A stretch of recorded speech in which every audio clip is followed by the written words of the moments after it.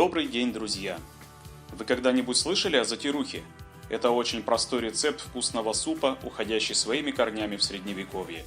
Сейчас о нем знают, пожалуй, только наши бабушки и прабабушки, которые в детстве кормили нас этим замечательным и простым блюдом. Для его приготовления возьмем несколько небольших картофелин и порежем их на ровные кубики. Порезанный картофель опускаем в кастрюлю, закрываем крышкой и оставляем вариться. Пока картофель варится, займемся следующим. Берем несколько головок репчатого лука, нарежем его тонкими четвертькольцами. Лук придаст густоту и определенную насыщенность нашему супу. Добавим в сковороду растительного масла и прямиком выкладываем лук для того, чтобы хорошенько его обжарить. Не забываем лук постоянно активно перемешивать, чтобы он не подгорел. Обжаренный лук поделится с супом своим ароматом и сделает его вкус более насыщенным и сладковатым. Как только лук обжарился, опускаем его к картофелю. Овощной бульон сразу меняет свой цвет. Пока картофель и лук готовятся, приготовим главный и центральный ингредиент нашего старинного супа – затируху. Возьмем немного пшеничной муки высшего сорта. Поместим ее в глубокую миску и добавим одно яйцо. Не забываем про соль. Воды я не добавляю.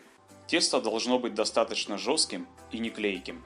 Тщательно разотрем все комочки теста пальцами, чтобы они были однородной консистенции и не прилипали друг к другу. После того, как выкатано все тесто, небольшим ситом просеиваем все комочки, удаляя лишнюю муку. Помним, что лишняя мука придает супу излишнюю густоту и клейкость, поэтому стараемся этого избежать. Небольшими порциями постепенно отправляем комочки теста в суп. Следим за тем, чтобы бульон густел постепенно, поэтому комочки не высыпаем все сразу. В противном случае суп с легкостью превратится в кашу. Помните, что тесто еще какое-то время будет впитывать в себя часть бульона. Изрядно посолим суп. Также можно добавить черный молотый перец. Перемешиваем все как следует и смотрим, чтобы бульон получился не сильно густой, но при этом не сильно жидкий. В заключение мелко порежем зелень. Ароматный укроп, петрушка, зеленый лук прекрасно подойдут для того, чтобы украсить и преобразить вкус этого блюда. Подаем затируху горячей. Именно в таком виде она раскрывает себя, несмотря на свою скромность и простоту. Ну и конечно же сметана. Добавляем ее по своему вкусу. Также посыпаем все свежей зеленью.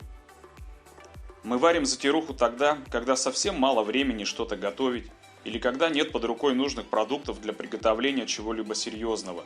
Можно разнообразить вкус этой похлебки, добавив немного чеснока или сыра. Поверьте, от этого затируха станет еще вкуснее. Приятного всем аппетита и до скорых встреч!